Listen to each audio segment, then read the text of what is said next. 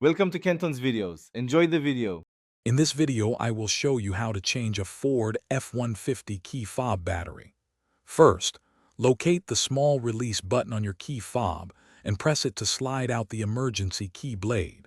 Next, find the small notch or slot along the edge of the fob. Carefully insert a small flathead screwdriver or a coin into this slot. Gently twist or pry to separate the two halves of the key fob casing.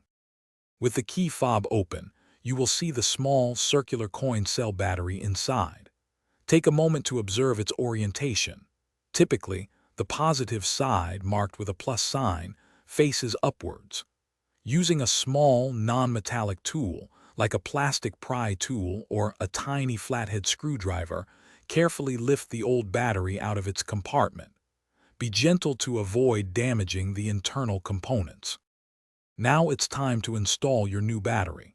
Most Ford F150 key fobs use a CR2450 battery, but always double-check your existing battery for the exact type.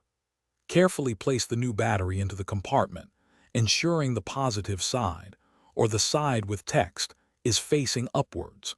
Press down gently to make sure it is fully seated and makes good contact with the internal terminals. With the new battery in place, carefully align the two halves of your key fob casing. Press them firmly together until you hear a satisfying click, confirming that the fob is securely closed.